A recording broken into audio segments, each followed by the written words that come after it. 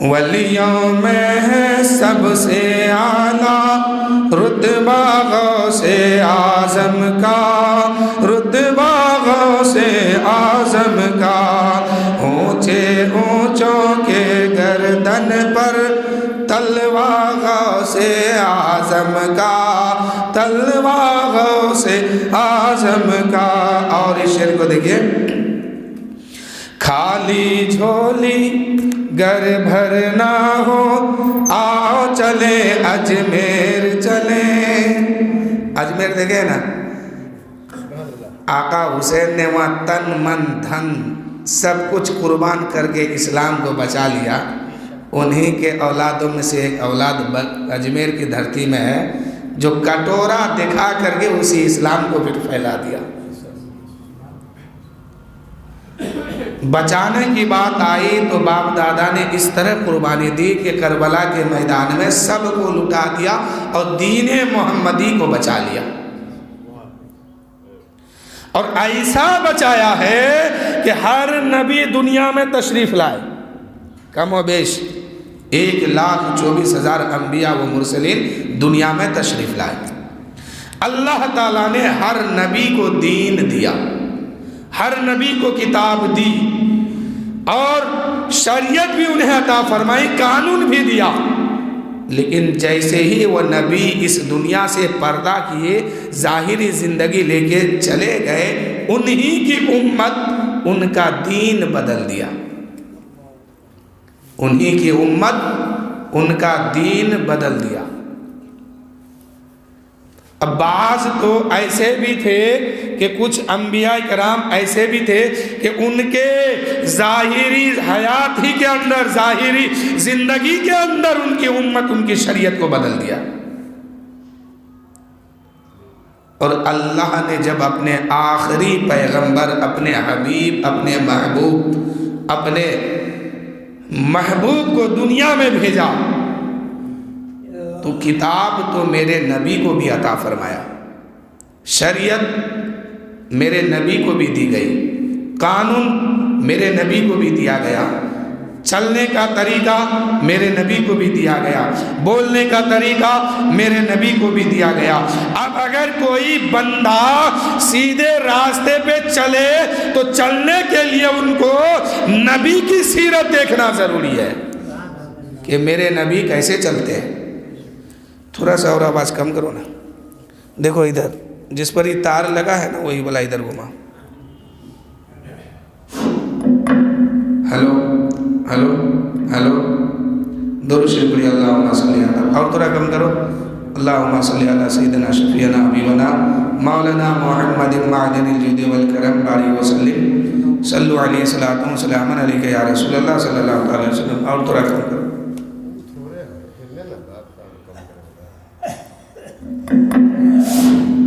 سب سے لاسٹ والا ہے، اللہ نے ہر نبی کو دین دیا، ان کی امت ان کی شریعت بدل دی۔ جب میرے نبی کو دیا تو رب نے فرمایا اے محبوب یہ قرآن ہے، کلام پاک ہے، میں تمہیں عطا کرتا ہوں، اپنے امتیوں کو سبق دے دو کہ اسے پڑھ کے ہدایت کے راستے پہ چلو۔ لیکن اے محبوب میں آپ کو یہ کتاب دیتا ہوں اور ایک نواسہ بھی دیتا ہوں، وہ نواسہ ایسا ہوگا کہ اپنی جان دے کر کے، اپنی خاندان دے کر کے، اپنی اولاد دے کر کے، تن من دھن سب کچھ قربان کر کے تیرے دین کی حفاظت کر لے گا۔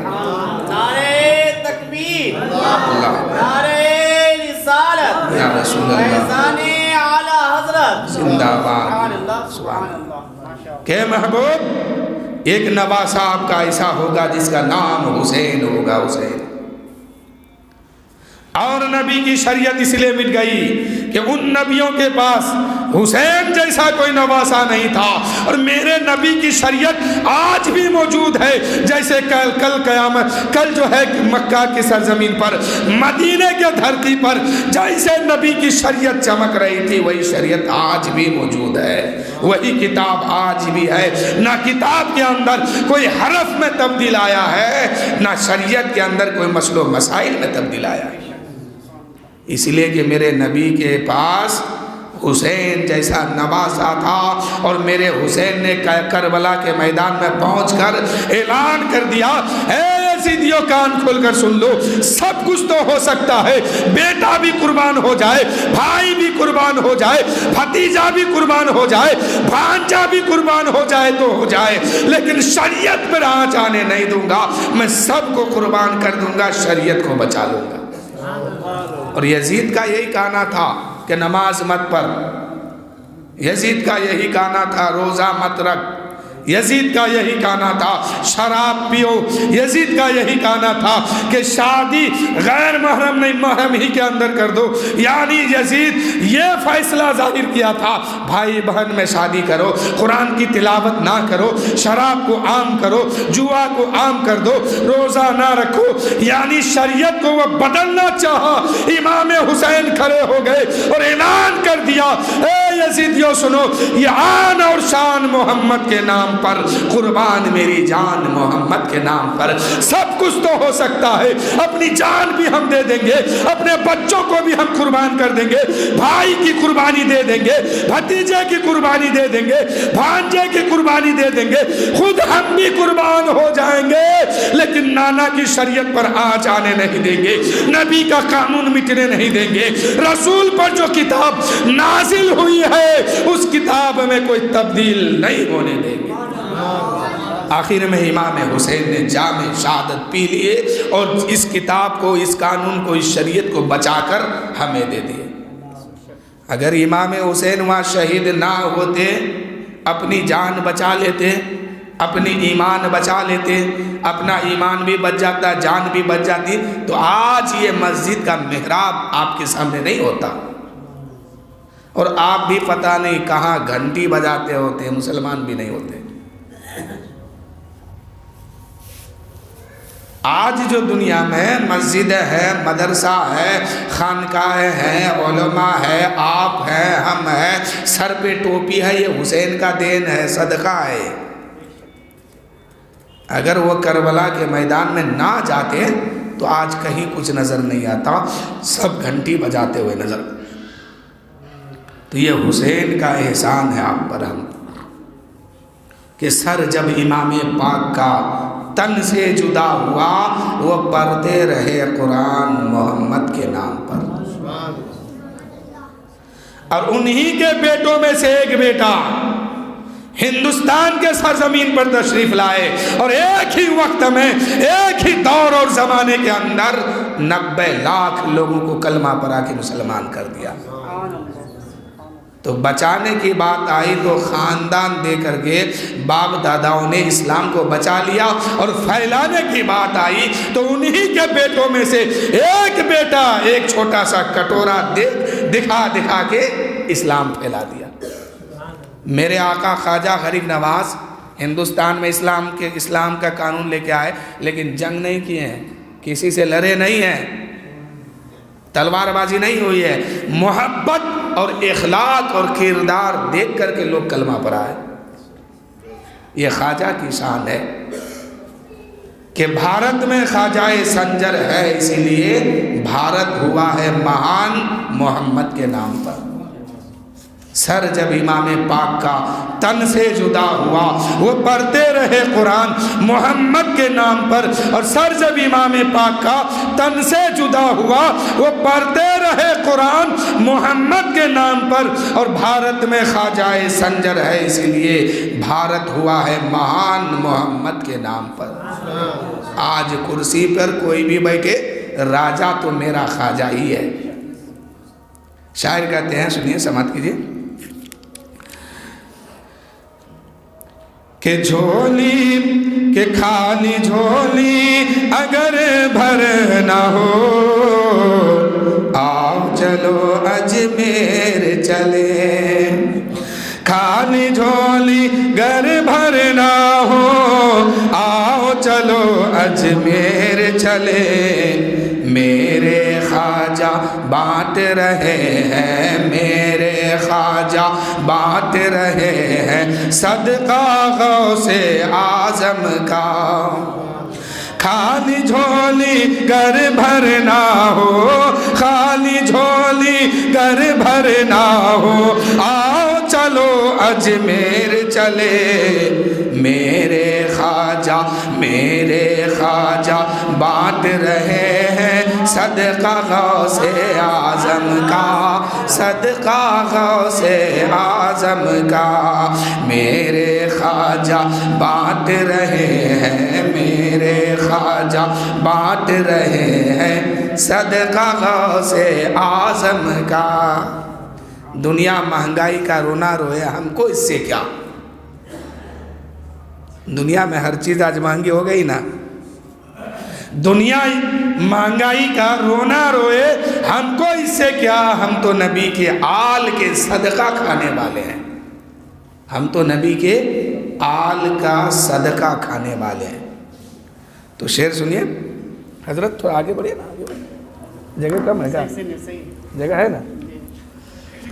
कि वलियों में है सबसे आला रुतबा गौसे आजम का, वलियों में है सबसे आला रुतबा गौसे आजम का, ऊंचे ऊंचों के गर्दन पर तलवार गौसे आजम का।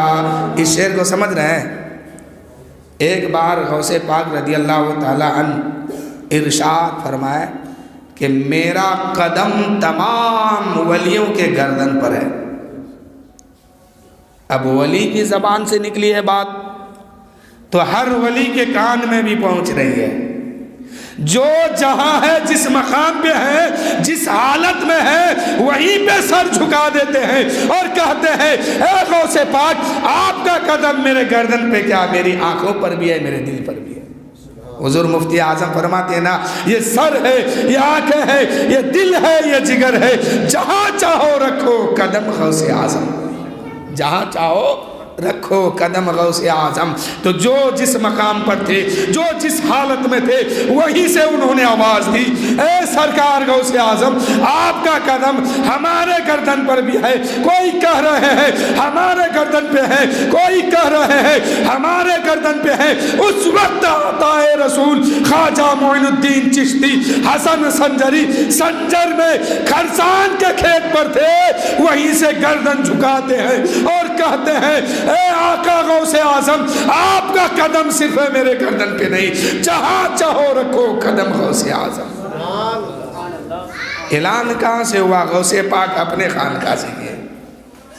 अगर उस वक्त के वली हिंदुस्तान में थे तो वो भी सुन रहे हैं और जवाब दे रहे हैं, और गौसे पाक मुलाहजा फरमा रहे हैं कि किसने किसने जवाब दिया है। और गौसे पाक का फरमान भी है, नजर तो इला बिलादिल्लाहि जमिया तहत हुक्मी, कि अगर मेरा मुरीद जमीन के आखिरी हिस्से में हो और मैं जमीन के शुरुआती हिस्से पे हूं, यानी एक इस किनारे पर हो और एक इस किनारे पर हो, गौसे पाक फरमाते हैं कि अगर मेरे मुरीद का सतर खुल जाता है तो मैं यहीं से ढक देता हूं, हाथ बढ़ाता हूँ और ढक देता हूँ। तो इसलिए या गौस कहा कीजिए, गौसे पाक मदद को आते हैं। किसी वली को आप पुकारते हैं ना, कोई भी वली है, आप उसको पुकारते हैं, आपकी जबान से आवाज अभी खत्म नहीं हो पाती है कि अल्लाह ताला सुनने का इंतजाम उससे पहले कर देता है, और उस वली के दरबार, उस वली के कान तक वो आवाज पहुंचती है और वो मदद को आते हैं। एक मर्तबा गौसे पाक रदी अल्लाह ताला अन्हु की बारगाह में एक शख्स ने सवाल किया, हुजूर आपकी मोहब्बत दिल में कैसे बसेगी, आपकी मोहब्बत दिल में कैसे बसेगी। हुजूर गौसे पाक फरमाते हैं कि मेरी मोहब्बत बसाने के लिए दिल से कीना और हसद निकाल दो, दिल से बुग़्ज़ और कीना हसद निकाल दो, मैं खुद तुम्हें ढूंढ लूंगा कि तुम कहाँ हो। ये गौसे पाक की नजर है। गौसे पाक फरमाते हैं कि तुम अपने दिल को साफ कर दो, हसद, कीना, चुगली, गीबत, इन बातों से अपने दिल को जब तुम पाक कर लोगे, میری نظر تمہیں خود ڈھونڈ لے گی کہ تو کہاں ہے۔ اور جس کے دل میں یہ بات پائی جاتی ہے اس کے دل میں غوث پاک کی محبت ہرگز نہیں بچ سکتی ہے، چاہے وہ وقت کا کوئی بھی ہو، اپنے وقت کا کوئی بھی ہو۔ کیوں آپ نے نہیں سنا غوث پاک کے بابا جان نے ایک سیب کھا لیا تھا بغیر پوچھے، بغیر اجازت کے، تو کتنے دن انہوں نے رکھوالی کی؟ 12 سال تک۔ حالانکہ ایک سیب کی خطا اتنی بڑی نہیں ہے۔ تو ان کے نانا سے پوچھا گیا جن کا باغ ہے کہ آپ نے اتنا دن کیوں رکھا؟ تو کہا کہ میں تمہیں نوکری میں نہیں رکھا تھا، میں تمہیں پرکھ رہا تھا، دیکھ رہا تھا کہ واقعی اس کے اندر تقوی ہے کہ نہیں ہے۔ تقوی دیکھنے کے لیے رکھا تھا۔ انشاءاللہ اس واقعے کو ابھی میں کچھ دیر میں بیان کروں گا، پھر حضرت کے خطاب ہوگی۔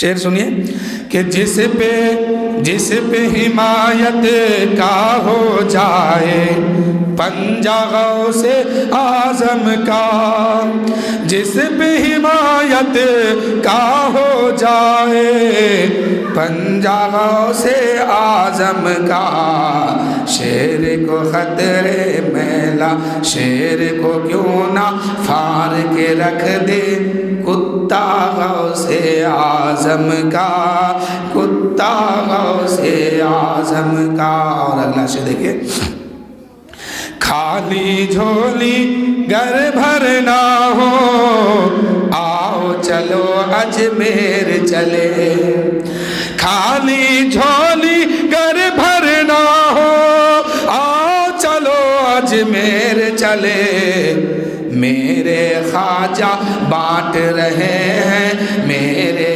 خواجہ بانٹ رہے ہیں صدقہ غوث اعظم کا، صدقہ غوث اعظم کا۔ اور آخری شعر ہے، بہت قیمتی شعر ہے، اگر آپ لوگ چاہتے ہیں تو سنا دیں۔ غوث پاک کی شان میں ہے لیکن بہت قیمتی شعر ہے ہم سب کے لیے، صرف میرے لیے نہیں آپ کے لیے بھی ہے۔ سننا چاہتے ہیں؟ کہیے یا غوث، سبحان اللہ۔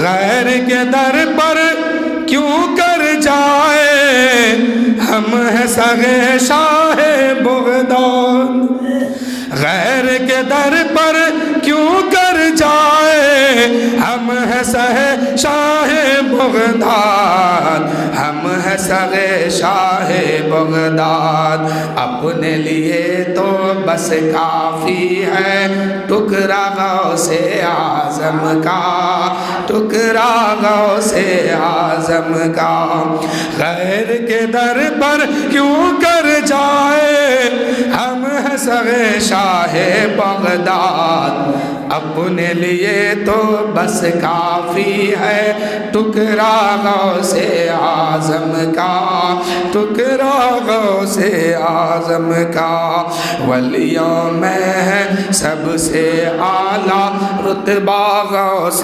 اعظم کا، رتبہ غوث اعظم کا، اونچے اونچوں کے سر سے اونچے اونچوں کے گردن سے، اونچے اونچوں کے گردن پر تلوہ غوث اعظم کا، تلوہ غوث اعظم کا، غیر کے در پر کیوں کر جائے ہم ہیں سگے شاہ بغداد، اپنے لیے تو بس کافی ہے، اپنے لیے تو بس کافی ہے ٹکڑا غوث اعظم کا، اپنے لیے تو بس کافی ہے ٹکڑا غوث اعظم کا، ٹکڑا غوث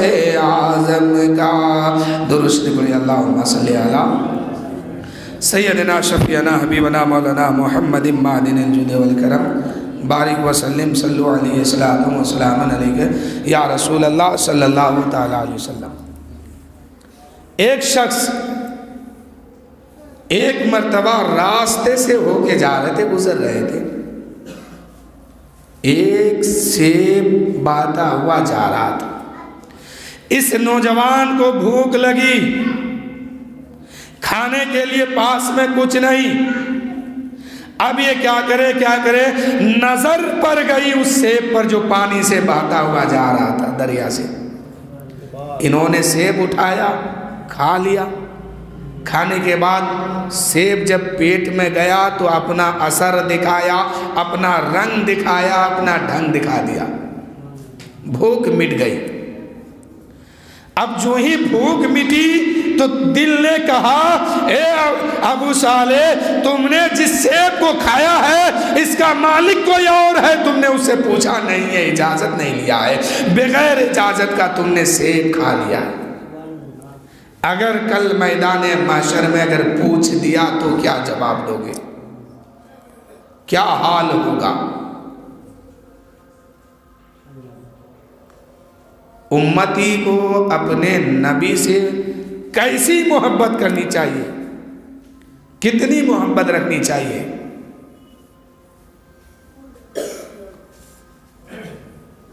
ایک مرتبہ میرے نبی صلی اللہ علیہ وسلم، میں یہیں پہ رک کر کے دو چار باتیں اور کچھ بتانا چاہتا ہوں کہ ہم اور آپ امتی ہیں تو اپنے نبی سے جو محبت کرتے ہیں تو کیسے اور کس انداز سے کرنا چاہیے وہ سنیے۔ میرے نبی صلی اللہ علیہ وسلم ایک مرتبہ حضرت عمر سے فرمایا، اے عمر، تم مجھ سے کتنی محبت کرتے ہو؟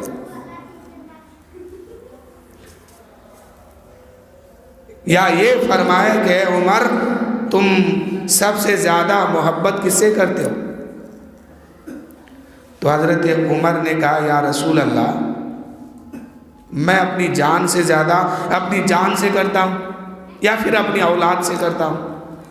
میرے نبی فرماتے ہیں، اے عمر، تم اس وقت تک پکا سچا ایمان والا نہیں بن سکتے ہو جب تک کہ تم اپنی اولاد سے زیادہ، اپنی جان سے بھی زیادہ مجھ سے نہیں محبت کرو گے۔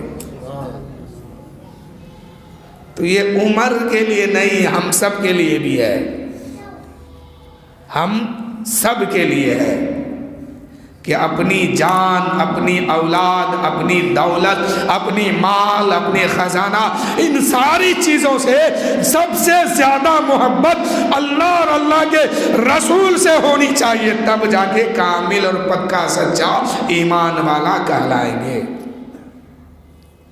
لیکن یہاں کیا ہوتا ہے؟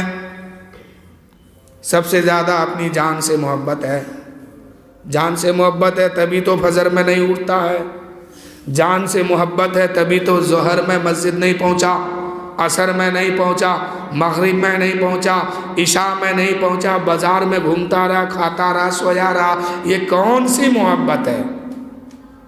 اور رسول پاک فرماتے ہیں، نماز میری آنکھ کی ٹھنڈک ہے، اور جو امتی ہو کر کے اپنے نبی کی آنکھ میں ٹھنڈک نہیں پہنچا سکتا وہ محبت کیسے کرتا ہے اور کس محبت کی دعویٰ کرتا ہے؟ میرے نبی تو فرماتے ہیں، اپنی اولاد سے زیادہ، اپنی جان سے بھی زیادہ جب تک تم مجھ سے محبت نہیں کر لو گے تب تک تم ایمان والا پکا سچا نہیں بنو گے۔ اگر نبی سے محبت ہے تو نبی کا فرمان کو بھی ماننا ہوگا، نبی کا قانون بھی ماننا ہوگا، نبی کی شریعت بھی ماننا ہوگا، تب جا کر کے محبت ہوگی۔ کوئی عاشق اپنے معشوق کی ہر بات کو مان لیتا ہے، اگر ہم بھی عاشق ہیں تو اپنے محبوب کی ہر بات ماننا ہوگا۔ اسی دلی، بھارت کے دلی میں جامع مسجد کے سامنے ایک شخص بھیک مانگا کرتا تھا۔ ایک انگریز آیا تو جیسے ہی وہ جیب میں ہاتھ ڈالا اور ہاتھ باہر نکالا، پیسہ نکالا، پھر جو ہے وہ پرس کو، بٹوا کو جیب میں رکھا نا، وہ جیب میں نہیں گیا، اندر باہر گر گیا اور وہ آگے چل دیا۔ بھیڑ لگی ہوئی تھی، تو اس نے جو بھیک مانگ رہا تھا یہ بھی ایمان والا تھا. اس پرس کو اٹھایا, اٹھانے کے بعد اب اس کو ڈھونڈنے لگا کہ جس کا پرس ہے وہ کدھر گیا. وہ کچھ دور آگے نکل چکا تھا, نہیں ملا. پھر دوسرا دن ڈھونڈنے لگا, تیسرا دن ڈھونڈنے لگا. کچھ دن گزر گیا, کچھ مہینہ گزر گیا, تو اس انگریز کی بیوی بولی, ارے میں نے سنا ہے دلی کے جامع مسجد جو ہے بہت خوبصورت ہے, لوگ وہاں گھومنے جاتے ہیں, چلو نا میں بھی گھوم کر کے آتی ہوں. کہا کہ میری بیوی کہاں, کس جگہ تم گھومنے کی بات کرتے ہو؟ میں تو وہاں گیا تھا, لیکن گیا تو میرا پرس جو ہے وہاں گر گیا, آج تک نہیں ملا ہے مجھے. پھر وہاں جاؤ گے پھر کچھ نہ کچھ ہوگا. لیکن بیوی کی بات ہر آدمی مان لیتا ہے, اکثر آدمی بیوی کی بات مان لیتا ہے. کیوں کہ اب حکومت بدل گئی ہے, حکومت ادھر ہو گئی ہے, لیکن اللہ نے حاکم مردوں کو بنایا. حکومت اس کے ہاتھ میں دیا ہے, اب غلطی اس کی ہے کہ اس نے اٹھا کے اس کو دے دیا ہے. اللہ نے حاکم مردوں کو بنایا. اس نے کہا کہ ٹھیک ہے جب تم کہہ رہی ہو تو چلو چلتے ہیں. اب جو ہی دلی کے جامع مسجد کے گیٹ پر آیا, وہاں پر وہ بھکاری بھیک مانگ رہا تھا. اتنے میں نظر اس انگریز کے چہرے پہ پڑی. دوڑتے ہوئے اس انگریز کے سامنے جاتے ہیں اور پرس نکال کے دکھاتے ہیں اور کہتے ہیں, او انگریز یہ پرس کس کا ہے؟ تمہارا ہی پرس ہے, کچھ دن پہلے گر گیا تھا. وہ انگریز پرس ہاتھ میں لیا اور اس کو کھول کے دیکھا تو اس کے اندر جتنا روپیہ تھا, جتنا پیسہ تھا, سب اس کے سامنے موجود ہے.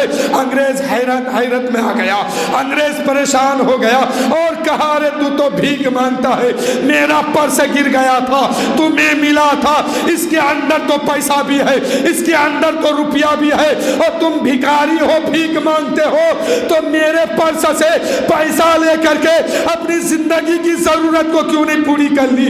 اس انگریز سے اللہ والے نے کہا, اے انگریز سن لو, میں بھکاری ضرور ہوں لیکن ناجائز کا مال نہیں کھاتا ہوں, حرام کا مال نہیں کھاتا ہوں, اس لیے کہ کل قیامت کے میدان میں ہو سکتا ہے تم جو ہے بروز قیامت میرے نبی کے سامنے ایک مقدمہ دائر کر دو گے کہ اے اللہ کے نبی, اے اللہ کے محبوب, آپ کی ایک امتی نے میرے جو ہے پرس کو لے لیا, ساری دولت کو کھا گیا.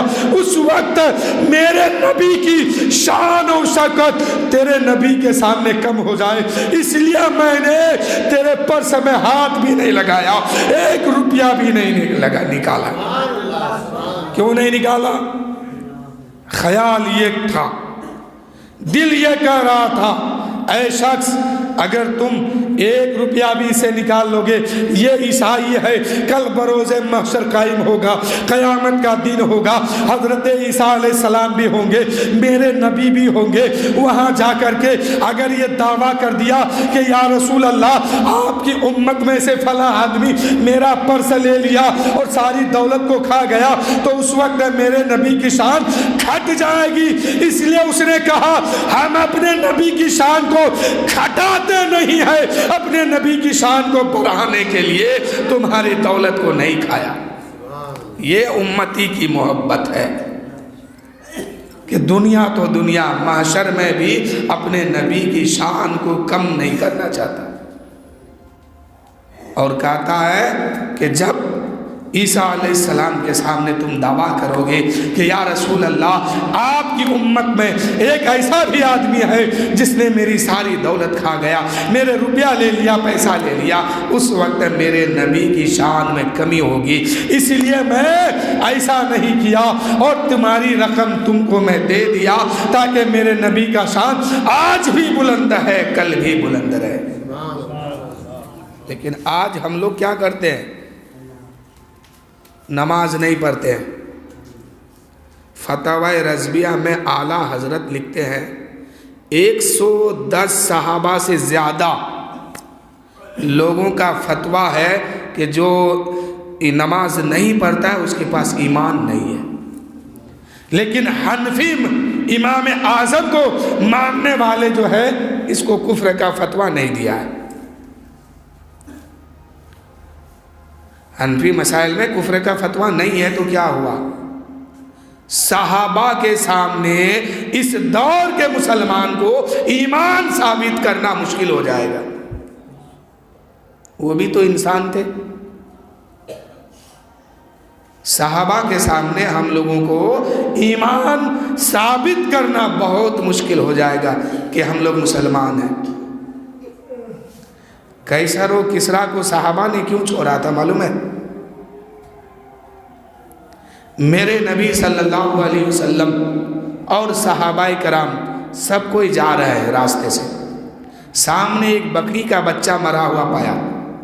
میرے نبی فرماتے ہیں اے صحابی وہ دیکھو کیا ہے. صحابی عرض کیا یا رسول اللہ یا حبیب اللہ وہ بکری کا بچہ ہے مر گیا.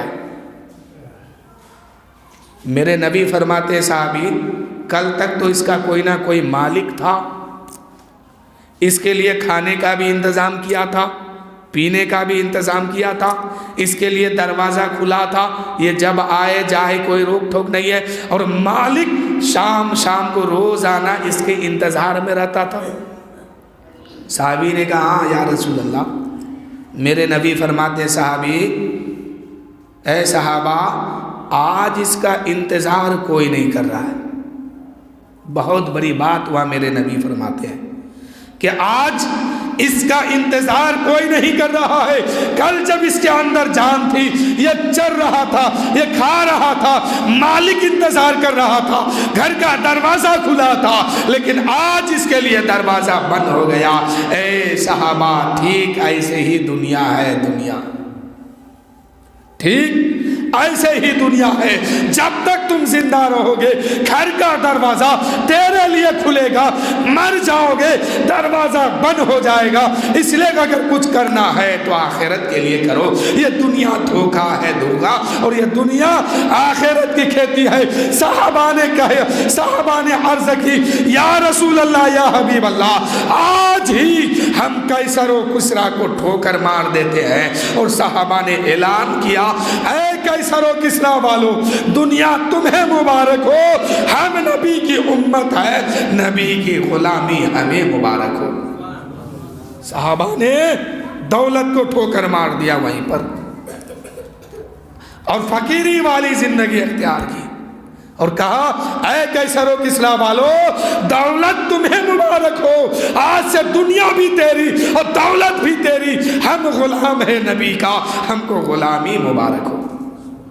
اور یہی صحابہ جب جنگ میں اترے بدر کے میدان میں تو 313 تھے. کتنا؟ 313. اور لڑنے جس سے جا رہے ہیں سامنے کی تعداد 1000 سے زیادہ ہے, 1000 سے زائد ہے. ادھر لڑنے کے لیے تلوار نہیں ہے, ادھر موجود ہے تلوار. ادھر کھانے کے لیے کھانا نہیں, ادھر کھانے کے لیے کھانا بھی ہے. ادھر پانی پینے کے لیے پانی بھی نہیں ہے, ادھر پینے کے لیے پانی بھی موجود ہے. ادھر میدان میں اترنے کے لیے اونٹ بھی نہیں ہے, گھوڑا بھی نہیں ہے, اور ادھر ساز و سامان سے آیا ہے. اونٹ بھی موجود ہے, گھوڑا بھی موجود ہے, اسلحے بھی موجود ہے, تیر بھی ہے, کمان بھی ہے, تلوار بھی ہے, اور ادھر نہتا 313 ہے. جب تاریخ آ گئی لڑنے کی تو کسی صحابی نے یہ نہیں کہا یا رسول اللہ ادھر زیادہ ہے ادھر کم ہے کیسے لڑیں گے, نہیں. یا کسی صحابی نے یہ بھی نہیں کہا یا رسول اللہ ہمارے ہاتھ میں کچھ نہیں ہے اور ادھر تو تلواریں ہیں, یہ بھی نہیں کہا. اور یہ بھی نہیں کہا کہ یا رسول اللہ ہم تو 3 دن کے بھوکے ہیں اور ادھر تو روزانہ کھا کے آ رہا ہے. ادھر کھانا روز بنتا ہے, روز کھاتا ہے, اور ادھر والے جو ہیں, ادھر نبی والے جو ہیں, ایمان والے جو ہیں 3 دن پہلے کھائے ہیں. صحابہ بے ہوش ہو کر کے زمین پر گر رہے تھے, کوئی پڑ رہے تھے. اتنے میں قدرت کا کرشمہ دیکھیے, ایک ہلکی سی ہوا چلی, رسول پاک صلی اللہ علیہ وسلم کا کرتے مبارک کا دامن ہوا میں لہرائی اور اوپر اٹھا۔ اب جب اوپر اٹھا تو صحابہ نے دیکھا یا اللہ ہم تو 3 دن کے بھوکے ہیں، میرے نبی تو نہ جانے کب کے کھائے ہیں کہ ان کے شکم پاک پہ تو 3 پتھر بندھا ہوا۔ میرے نبی نہ جانے کب کے کھائے ہیں، ان کے پیٹ مبارک میں 3 پتھر بندھا ہوا ہے۔ صحابہ نے جب اس منظر کو دیکھا کہ میرے نبی کے پیٹ میں 3 پتھر بندھا ہوا ہے تو صحابہ کی بھوک مٹ گئی، پیاس ختم ہو گئی، اور ایک ایک کھجور لے کر کے میدان میں اتر گئے۔ اسی کھجور کو چوس کر کے سحری کر لیا اور میدان میں اترے اور اس کی گٹھلی کو جیب میں رکھ لیا کہ اگر لڑتے لڑتے اذان ہو جائے گی، افطار کا ٹائم ہو جائے گا، اسی کو چوس کر کے روزہ اور افطاری کر لیں گے۔ ہمت دیکھیے، حوصلہ دیکھیے اور صحابہ کی محبت دیکھیے۔ 3 دن کا بھوکا ہے، 3 دن کے پیاسے ہیں، سحری کا وقت آیا ہے، کھجور چوس کر کے میدان میں اترتے ہیں اور اس کی گٹھلی کو جیب میں دبا لیتے ہیں کہ کہیں میدان میں ہے، اور افطار کا وقت آ گیا، مغرب کا ٹائم ہو گیا تو اسی کھجور کو چوس کر کے ہم افطار بھی کر لیں گے۔ تب جا کے اسلام یہاں تک آیا ہے، اور ہم تو دن میں 3 بار 4 بار 10 بار مسلمان کھاتا ہے، پھر بھی نماز نہیں پڑھتا، شرم نہیں آتی، حیا نہیں ہے۔ اگر آج کا مسلمان اس میدان میں ہوتا تو اسلام یہاں تک آتا نہیں آتا۔ اس لیے اللہ تعالیٰ تو سب جانتا ہے، وہ تو سب کا مالک ہے، علیم الخبیر ہے، سمیع البصیر ہے، اس لیے اس دور میں ان لوگوں کو ہم لوگوں کو نہیں پیدا کیا۔ کیوں کہ اسلام کو آگے پہنچانا تھا۔ اب جب میدان میں اترے تو ہاتھ میں تو تلوار ہے نہیں، کیسے لڑے؟ میرے نبی فرماتے جا کھجور کی ٹہنی توڑ کے لیا۔ کھجور کی ٹہنیاں توڑ کر کے لائے۔ میرے نبی نے نہ جانے کیا کیا، ہر صحابہ کے ہاتھ میں کھجور کی ٹہنی دی، اور صحابہ جس کے بھی قریب جاتے ہیں اور جس کو گردن پہ مارتے ہیں وہ کٹ کے تو ٹکڑا ہو جاتا ہے۔ اور بس 1 منٹ، اور صحابی کہتے ہیں کہ ہم جس کو ارادہ کرتے ہیں کہ ابھی ماریں گے، مجھ سے پہلے ہی وہ قتل ہو کے گر جاتا ہے۔ تو اذان ہونے دیجئے، انشاءاللہ پھر بات کرتے ہیں کہ جنت میں مکان اپنا بناتے ہیں نمازی، جنت میں مکان اپنا بناتے ہیں نمازی، مسجد میں بڑے شوق سے جاتے ہیں نمازی، مسجد میں بڑے شوق سے جاتے ہیں نمازی۔ اور کم کرو تھا کہ معبود بھی خوش ہوتا ہے، محبوب بھی راضی، سجدے کے لیے سر کو جھکاتے ہیں نمازی۔ جب ایک نمازی سجدے میں جاتا ہے، اللہ اور اس کے بندے یعنی جو بندہ نماز میں گیا ہے سارے پردے ہٹ جاتا ہے، گویا یہ بندہ خدا کی بارگاہ میں سر جھکا دیا۔ رب فرماتا ہے اے میرے بندے، آج تو نے میری بارگاہ میں سر جھکایا ہے، اب جب تک تو دنیا میں رہے گا کسی اور کی بارگاہ میں سر جھکانے نہیں دوں گا۔ اوپر والا بند کر دیا تو آواز کاہے گڑبڑ ہو گیا؟ پھر اور کچھ ہلایا تھا کیا؟ اللہ فرماتا ہے کہ آج تو میری بارگاہ میں سر جھکایا، اب تمہیں کسی غیر کی بارگاہ میں سر جھکانے نہیں دوں گا۔ کتنی بڑی فضیلت ہے۔ اور جو بندہ نماز نہیں پڑھتا ہے تو اس کو جب قبر میں پہنچایا جاتا ہے تو قبر میں پہنچانے سے پہلے کیا ہوتا ہے جانتے ہیں؟ کفن دیا جاتا ہے۔ اب جیسے ہی ایک بے نمازی قبر میں پہنچا، اب اس کا کفن نہیں رہتا، جہنم کے چادروں میں سے ایک چادر وہ بن جاتا ہے۔ جہنم کی آگ اس میں سے ایک آگ وہ کفن بن گئی ہے۔ اس لیے نماز پڑھا کیجیے۔ تو میں بتا رہا تھا کہ ایمان کسے کہتے ہیں؟ ایمان کسے کہتے ہیں؟ کہ ایمان وہ ہے جو اپنی جان سے زیادہ اپنے نبی سے محبت کرنا، اسی کو ایمان کہتے ہیں۔ عقیدہ کیا ہے؟ کہ ساری باتوں کو تسلیم کرنا، مان لینا۔ اللہ ہے، آپ نے دیکھا نہیں ہے، سنا ہے، تو یہ عقیدہ ہے۔ دوزخ ہے، جنت ہے، قبر کے سوال ہے، وہاں مردے جواب دیتے ہیں، یہ ساری باتیں ہیں، اسے مان لینا کیا ہے؟ ایمان ہے۔ تو سب سے زیادہ محبت کس سے کیجیے گا؟ اللہ کے رسول سے، تب جا کے خدا کی محبت حاصل ہوگی، تب جا کے خدا ملے گا۔ آپ لوگ نہیں دیکھتے ہیں جمعہ کے دن کچھ لوگ آتے ہیں اگلے صف میں بیٹھتے ہیں، اذان سے پہلے آتے ہیں اور بڑی بڑی تسبیح لے کر کے بیٹھتے ہیں، قرآن پاک لے کر کے بیٹھتے ہیں، پارا پڑھتے ہیں اور اوپر دیکھتے ہیں کہ جبرائیل کہیں خبر لے کے آ رہا ہے کہ نہیں آ رہا۔ ایک تسبیح پڑھا، اوپر دیکھ رہے ہیں کہ ہم نے جو پڑھا ہے اللہ نے قبول کیا ہے کہ نہیں، اور جبرائیل خبر لے کے آ رہا ہے کہ نہیں آ رہا۔ یہ خیال لے کے بیٹھے ہیں ہفتہ میں ایک دن۔ کتنا بڑا پاگل ہے! ہفتہ میں ایک دن عبادت کرنے آیا ہے، وہ بھی اگلے صف میں بیٹھا ہے اور تسبیح گن رہا ہے، بار بار اوپر دیکھ رہا ہے کہ ہم نے جو پڑھا تو قبولیت کی سند جبرائیل لے کے آ رہے ہیں کہ نہیں آئے۔ اب تو جبرائیل نہیں آئیں گے لیکن ملک الموت ضرور آئیں گے، اسرائیل علیہ السلام ضرور آئیں گے، اور آئیں گے تو ایسا دبوچیں گے ایک لمحہ بھی موقع نہیں دے گا۔ وہ تھوڑا ساؤنڈ بڑھاؤ، تم بجا خراب کر دیا۔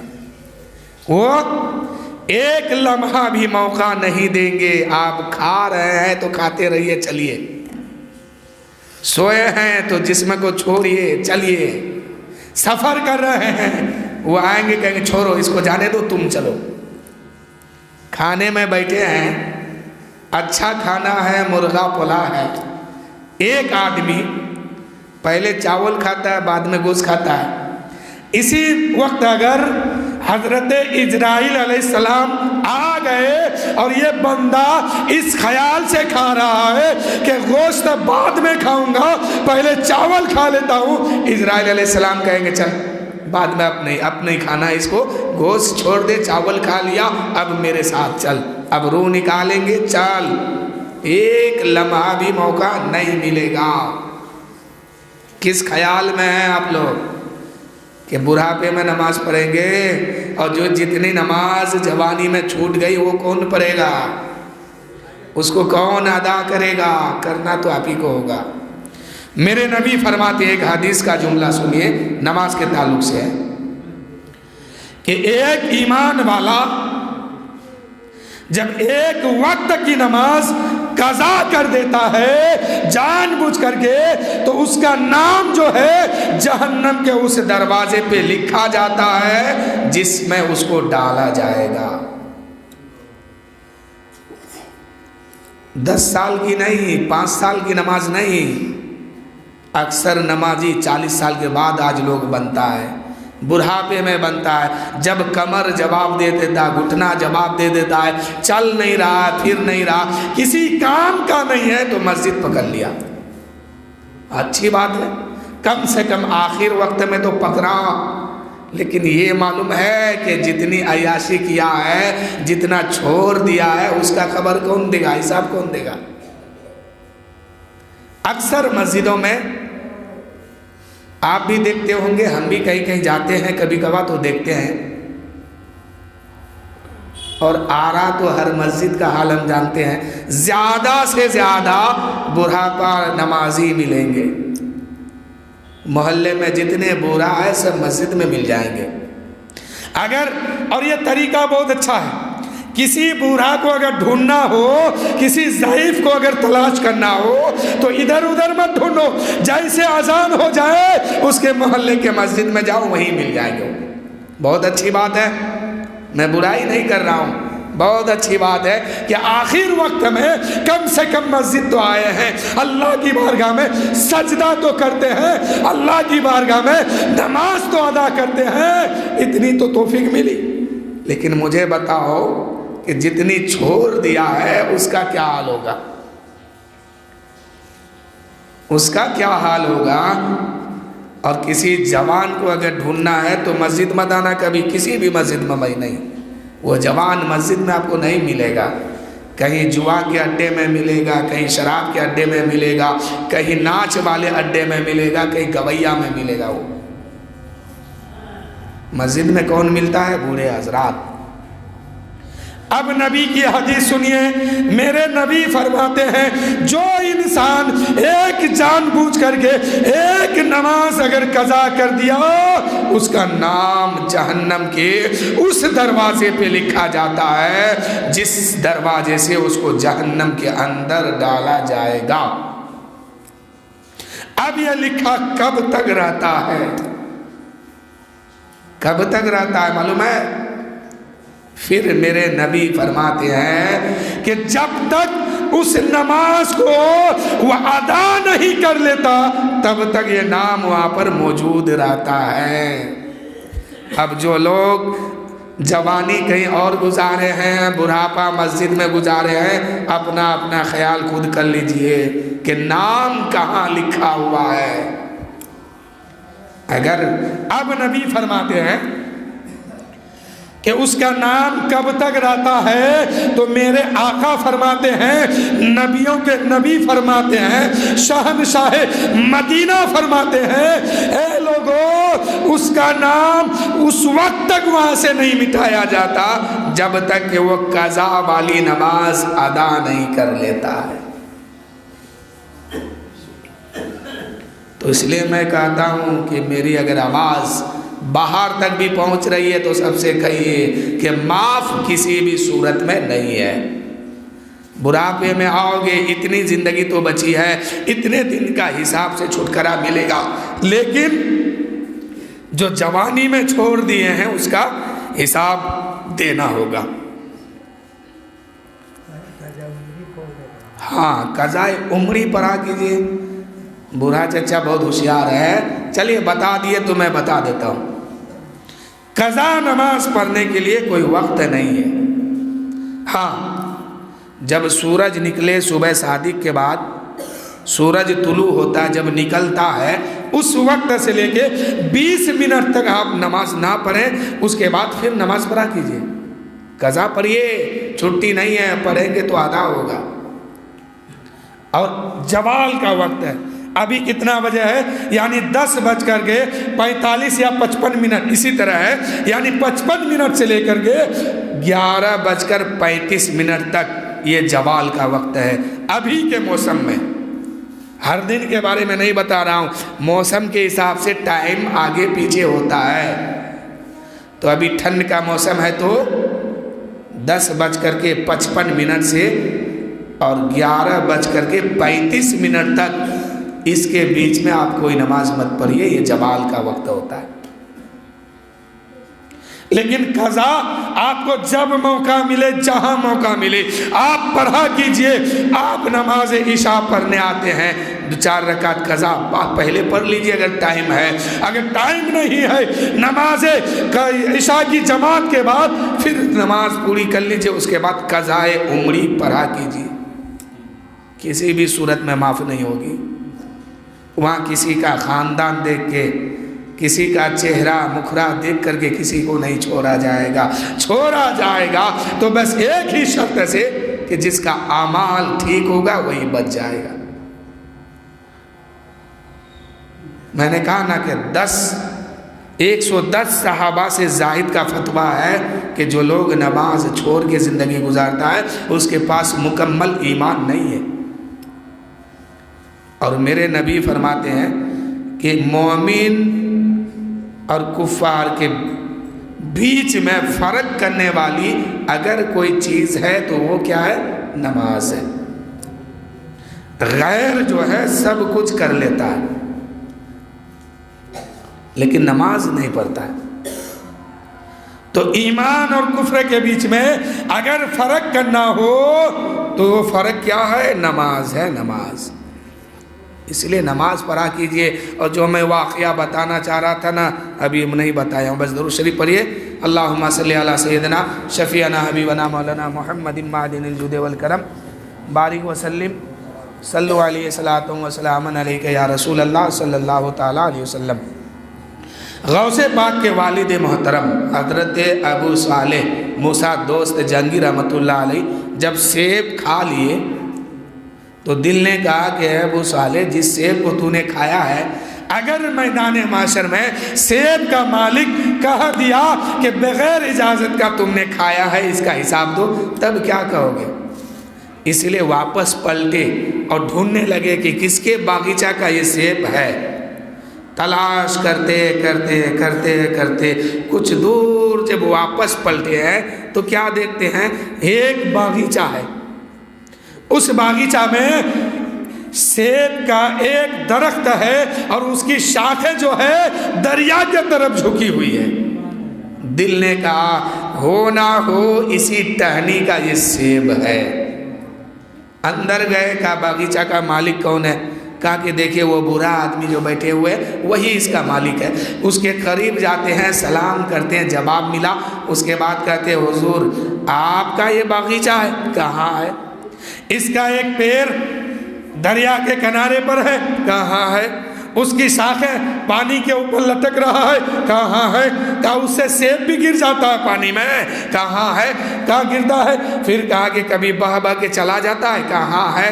کہا تم نے اس کو روکتا نہیں ہے؟ کہا میں اس کو کبھی نہیں روکتا ہوں۔ کہا کہ حضور اسی درخت سے ایک سیب گرا اور بہہ کے جا رہا تھا، میں نے اٹھا کے کھا لیا ہے اور اس کی معافی مانگنے کے لیے آپ کے پاس آیا ہوں کہ بغیر اجازت کا میں نے سیب کھایا، آپ معاف کر دیجئے یا پھر اس کی قیمت لیجئے، بدلہ لیجئے۔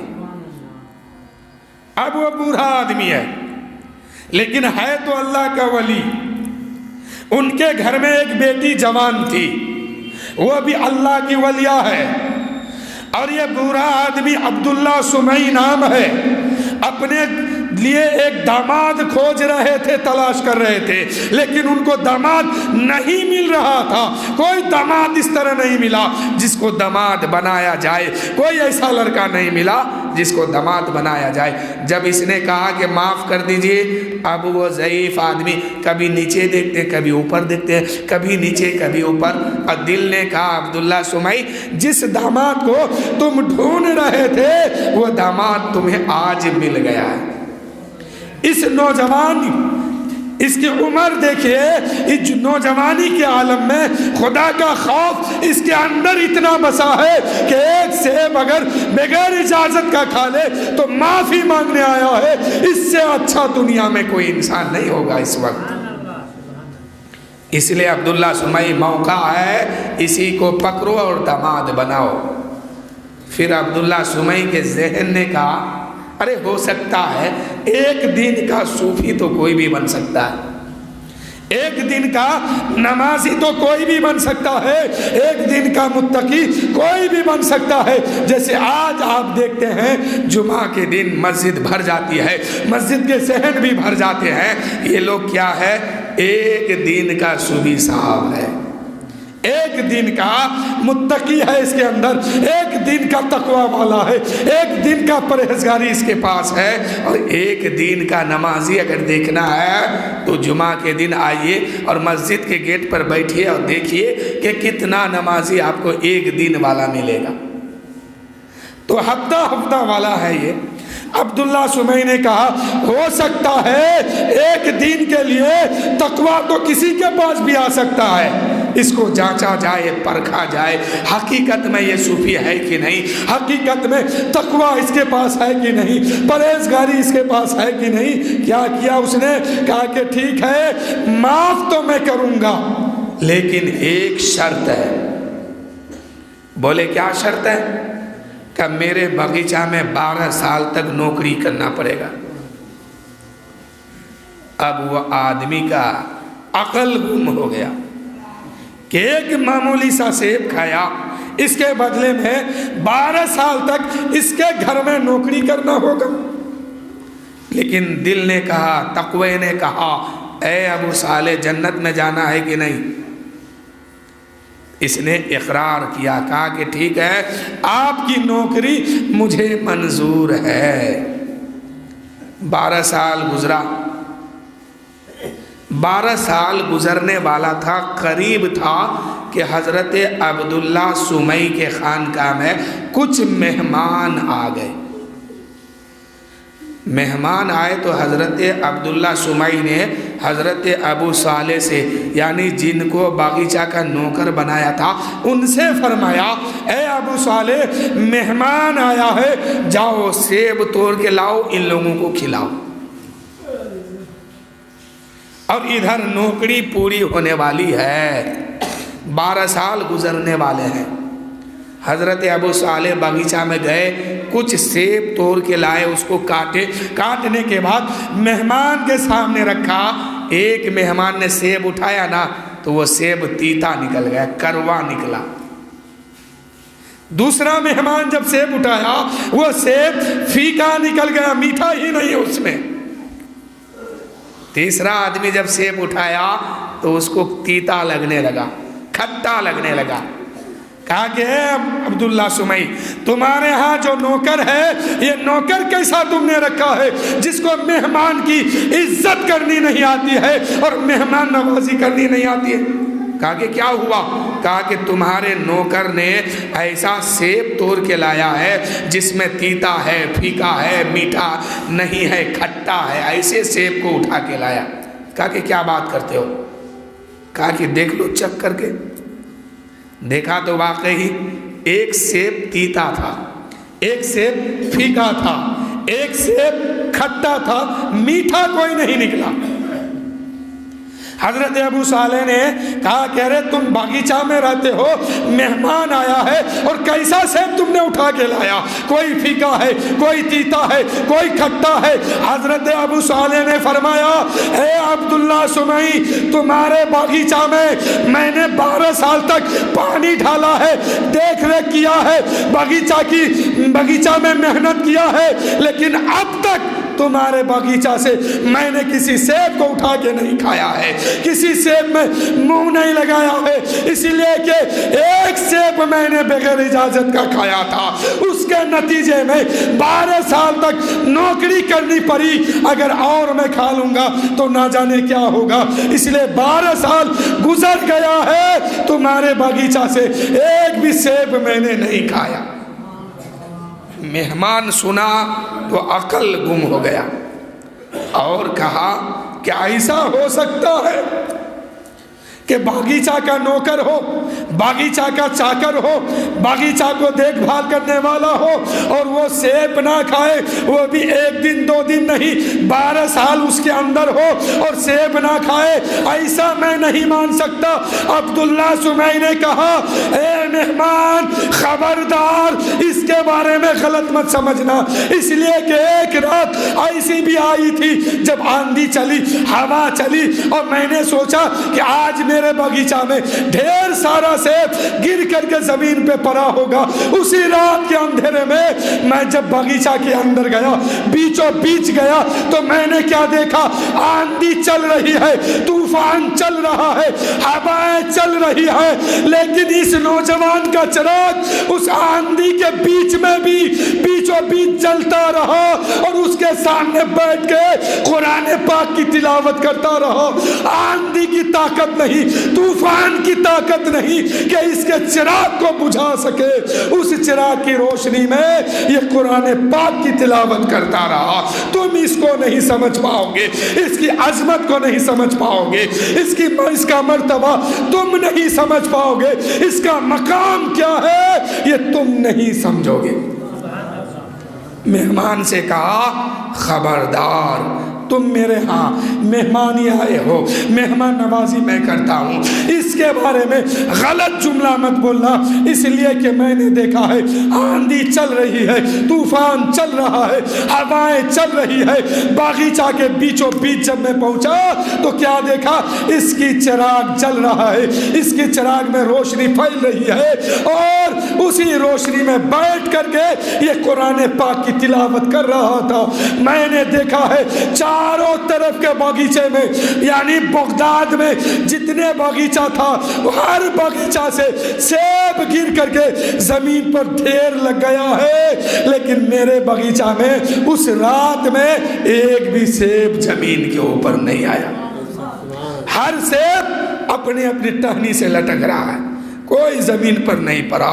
میں نے اس کی کرامت کو دیکھا ہے، اس کی ادا کو دیکھا ہے، حسن کو دیکھا ہے، اخلاق کو دیکھا ہے۔ تم اس کے مرتبہ کو، اس کے مراتب کو، اس کے عظمت کو، اس کے رفعت کو تم نہیں سمجھ پاؤ گے۔ ہمیں لگتا ہے یہ اللہ کا ولی ہے، ولی۔ اب ولی کو پہچان رہے ہیں۔ تو نوکری کتنا دن کیے؟ 12 سال۔ درود شریف پڑھیے، اللہم صلی علی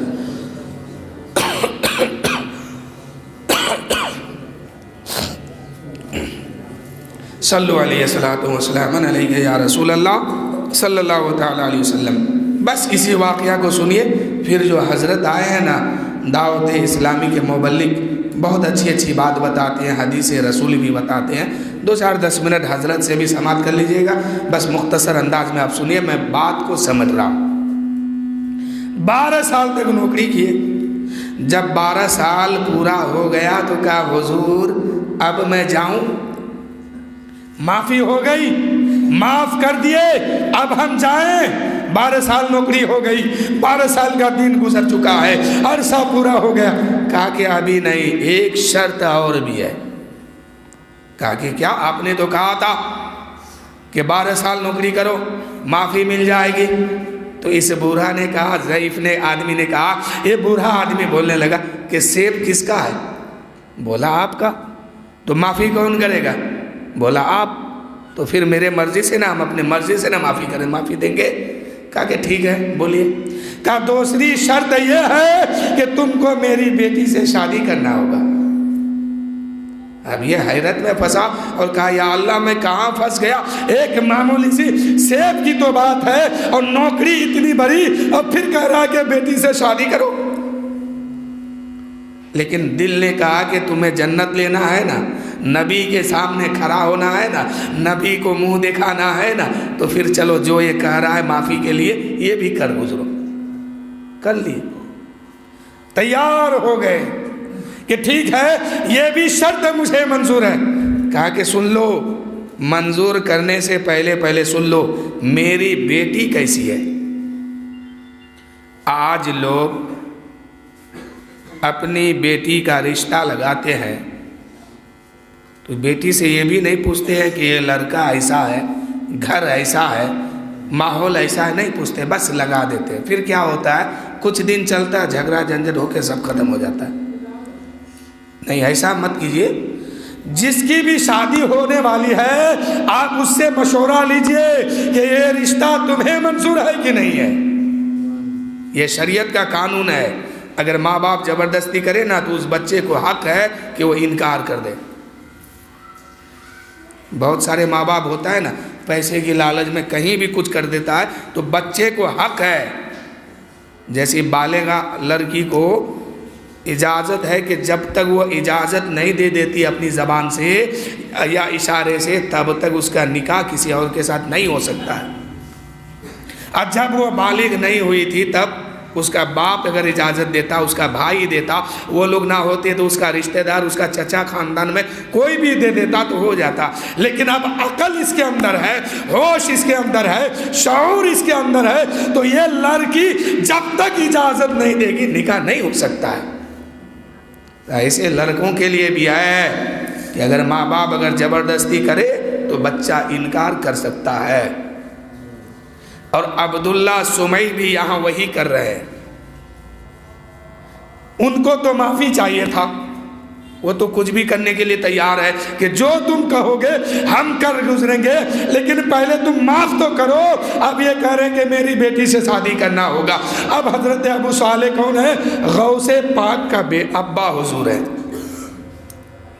کہنے لگے ٹھیک ہے شادی کے لیے میں تیار ہوں، یہ بتاؤ کہ اس کے بعد تو اور کچھ نہیں نہ ہے، یہیں تک بات ختم ہو جائے گی، شادی کرنے کے بعد تم معاف کر دو گے؟ میں نے سیب کھا لیا بغیر پوچھے۔ کہا کہ ہاں کر دیں گے۔ کہا ٹھیک ہے تب نکاح پر آؤ۔ کہا نہیں پہلے سن تو لو میری بیٹی ہے کیسی ہے۔ کہا کہ اچھا بتاؤ۔ تو حضرت عبداللہ سمعی کہنے لگے کہ میری بیٹی آنکھ سے اندھی ہے۔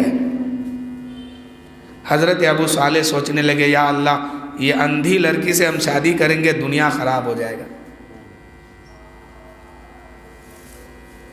تب تک کہتے اچھا مجھے منظور ہے، کسی طرح کام چلا لیں گے۔ پھر کہتے زبان سے گونگی ہے۔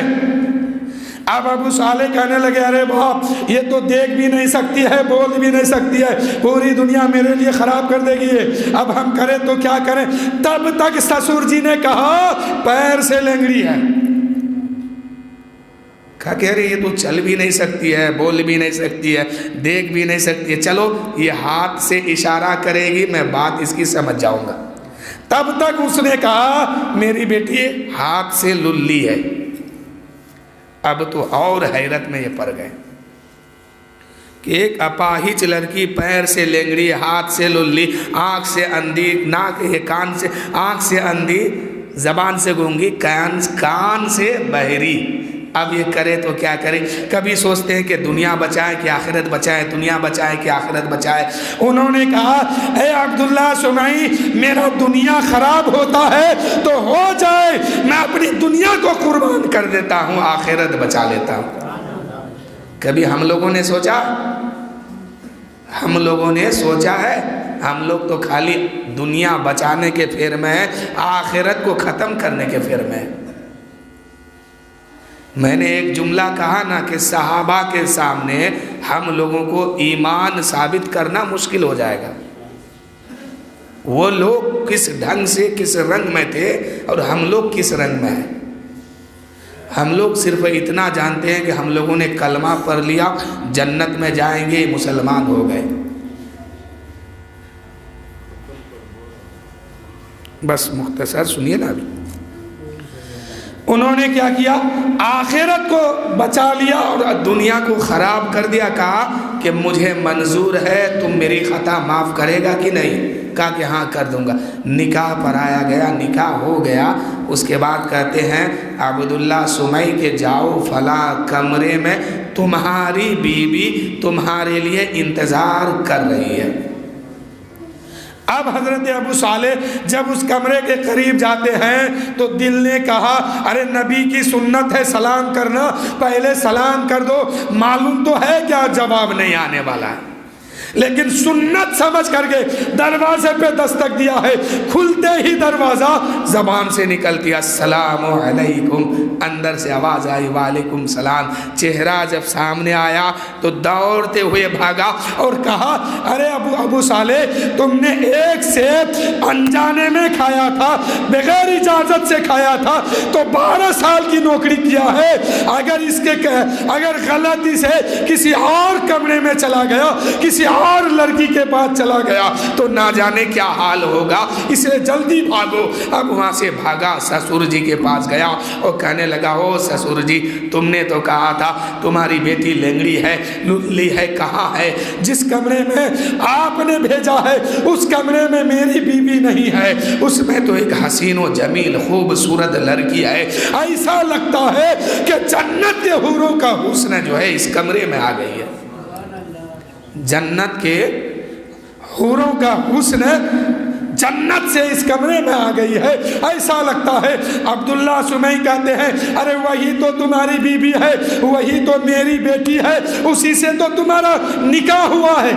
کہا کہ آپ نے تو کہا تھا آنکھ سے اندھی، زبان سے گونگی، کان سے بہری، ہاتھ سے للی، پیر سے لنگڑی، اس کا ہاتھ بھی سلامت، پیر بھی سلامت، آنکھ بھی سلامت، زبان بھی سلامت، کان بھی سلامت۔ پھر آپ نے کیوں کہا تھا؟ عبداللہ سمعی کہتے ہیں میں نے اس لیے کہا تھا کہ آج تک میری بیٹی کا قدم شریعت کے خلاف نہیں چھوٹا ہے، اس لیے میں نے کہا کہ میری بیٹی پیر سے لنگڑی ہے۔ کہا کہ آپ نے ہاتھ سے للی کیوں کہا؟ کہا کہ میں نے اس لیے کہا کہ میری بیٹی آج تک شریعت کے خلاف کوئی کام نہیں کیے، اس لیے میں نے کہا کہ میری بیٹی ہاتھ سے للی ہے۔ پھر کہتے کہ آپ نے زبان سے گونگی کیوں کہا؟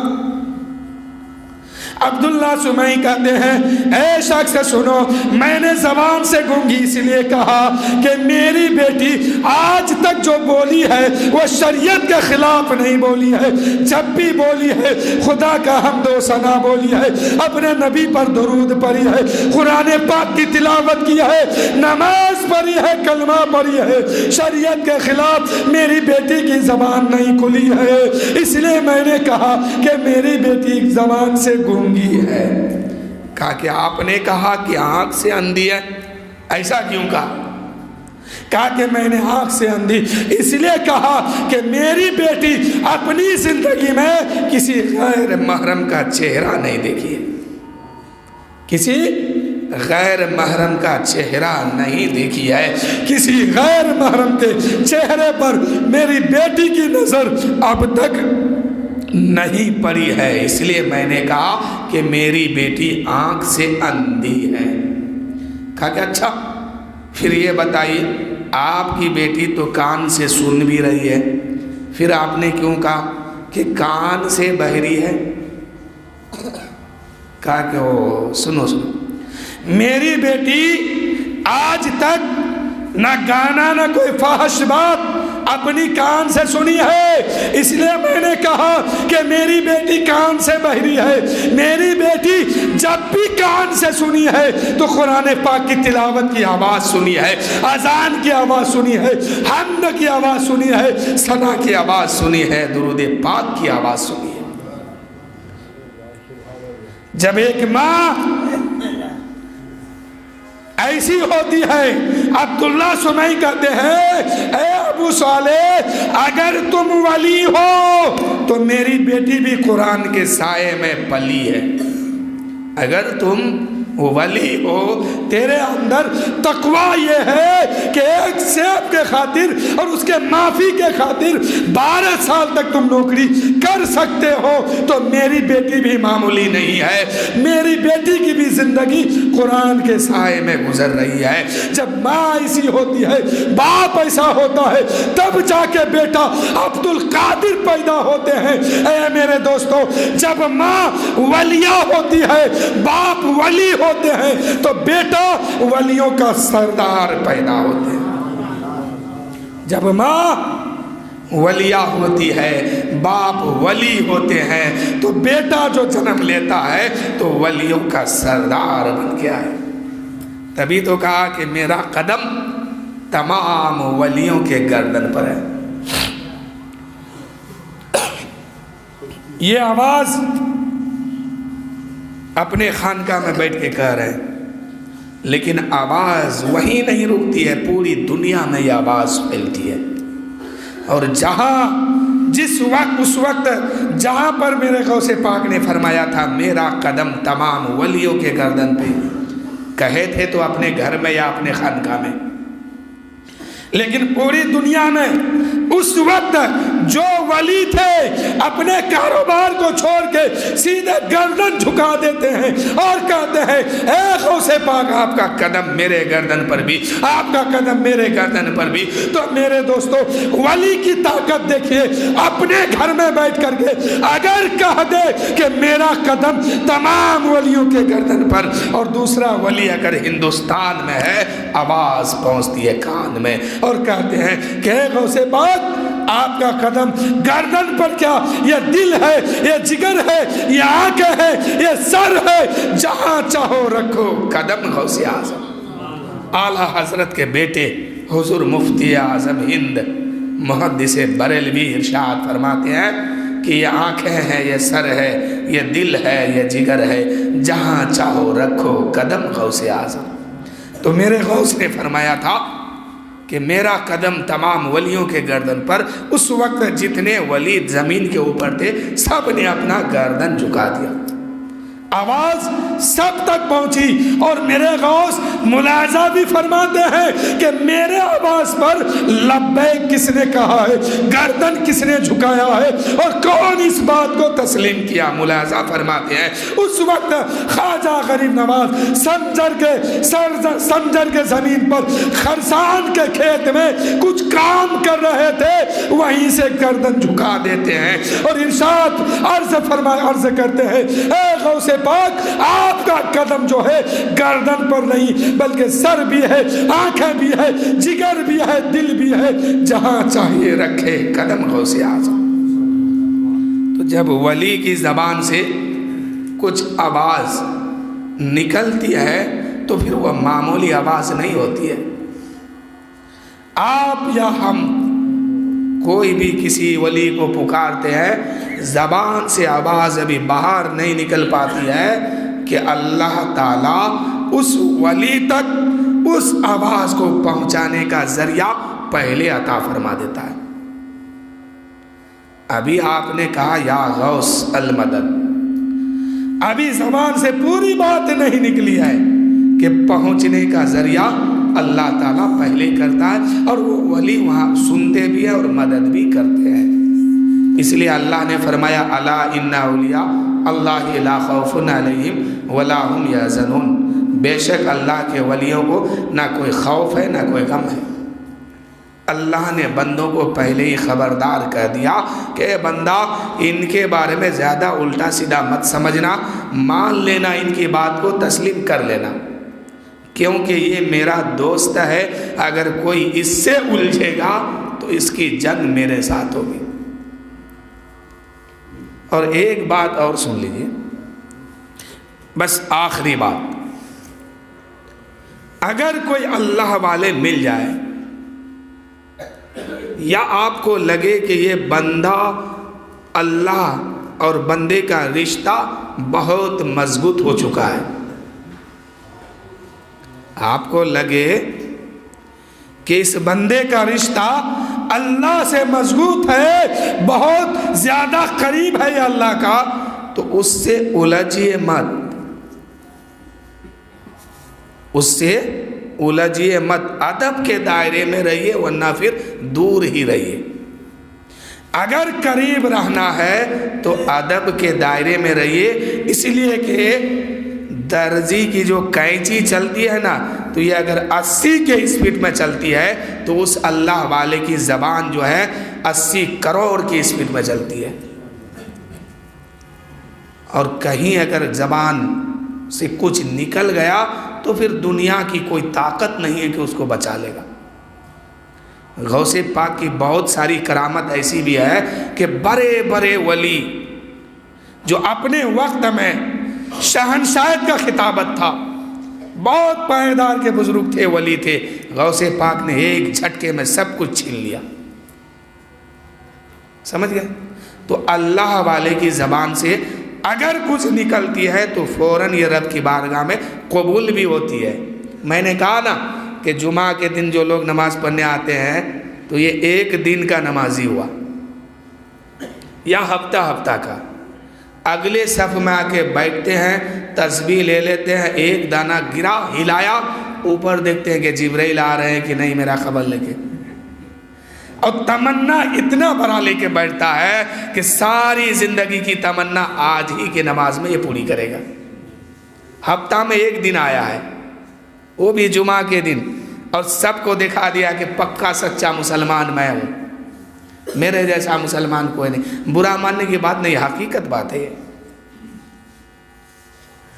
اس لیے کہ اب جو ہے جبرائیل علیہ السلام کسی کو سمجھانے نہیں آئیں گے، اب مجھ سے ہی آپ کو سمجھنا پڑے گا، جب تک میں یہاں ہوں تو کوئی فرشتہ کسی کو سمجھانے نہیں آئیں گے کہ ایسا مت کر ایسا مت کر۔ اب جمعہ کے دن یہ بیٹھتے ہیں، ایک एक दाना तस्बीह का हिलता, ऊपर देखता है कि जिब्राइल खबर लेके आते हैं कि नहीं कि अल्लाह ताला ने मेरी डिमांड पूरा किया है कि नहीं किया, या अल्लाह ताला मेरी बात माना है कि नहीं माना है, अल्लाह ताला मेरी दुआ कबूल किया है कि नहीं किया। किधर से जिब्राइल आते हैं, ऊपर देख रहे हैं आ रहे हैं कि नहीं आ रहे हैं। दूसरा दाना हिला, फिर देखते हैं, तीसरा दाना हिला, फिर देखते हैं, चौथा दाना हिला, फिर देखते हैं, अब जिब्राइल दिखाई नहीं देता। अब आने वाले कौन है जानते हैं? मलकुल मौत है, हज़रत इज़राइल अलैहिस्सलाम। ये 4 फरिश्ते बहुत मुकर्रब है अल्लाह की बारगाह में, हज़रत जिब्राइल, हज़रत इसराफिल, हज़रत मिकाइल, हज़रत इज़राइल। तो इज़राइल जो फरिश्ते हैं ना तो किसी से ये दोस्ती करते हैं, ना किसी से दुश्मनी। हुक्म आएगा वो लेके जाएगा, एक लम्हा भी मोहलत नहीं देगा। और अगर आप कहेंगे कि ज़रा सा रुक जाओ, हिसाब पत्तर हम अपने बीवी बच्चों को समझा देते हैं, फला आदमी का इतना रुपया है दे देते हैं, वरना कर्ज मेरे ऊपर रह जाएगा, या फला के पास मैं रुपया पाता हूँ, कम से कम घर वाले को बताने का मौका दे दो। कहा चल जल्दी चल, वक्त तेरा ख़त्म हो गया, कहना सुनना जितना था वो ज़िंदगी में था, अब तुम्हारे पास कोई वक्त नहीं है, वापस चल। फिर वहाँ हाथ हिलाने से कुछ नहीं होगा। ये वो फरिश्ता है कि एक लम्हा भी मोहलत आपको नहीं देने वाला है। इसलिए जो करना है यहीं से कर, यहाँ अगर नहीं करेंगे फिर वहाँ आखिरत में हाथ मलने से कुछ नहीं होगा, रोने धोने से कुछ नहीं होगा। ना आप पर आप रोएंगे तो किसी फरिश्ते को तरस आएगा, कुछ नहीं। जहन्नम में जो फरिश्ता है ना उसको तरस नहीं आता है, अगर आता तो फिर जलाता कैसे। एक ईमान वाले को जब जहन्नम में डाला जाएगा ना, बेनमाजी को, तो ये 1000 बरस तक पानी पानी पानी पानी कहेगा। तो दरोगा यानी जिस फरिश्ते को मेन गेट पर, दोज़ख के गेट पर दरबान बना के रखा है ना, अब वो दरोगा दोज़ख 1000 साल तक इसकी आवाज़ नहीं सुनेगा। और ये जहन्नम में जलेगा, तड़पेगा, चिल्लाएगा, कहेगा ए फरिश्ते मुझे पानी दे दे, पानी दे दे। अब ये कुछ नहीं सुनेगा। 1000 साल जब पूरा हो जाएगा तब जाके कहेगा अरे तुम लोग कुछ मुझसे कहते हो क्या?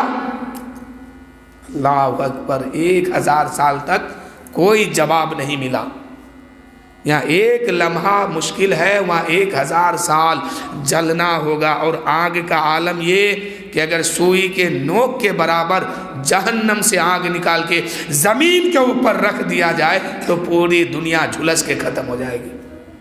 ये जो आग आज हमारे पास, आपके पास है ना, जिससे चूल्हा जला के खाना बनाते हैं, ये भी जहन्नम ही से निकाला गया, लेकिन 70 मरतबा इसको रहमत के पानी से धुला गया है, तब जाके बंदों को दिया गया।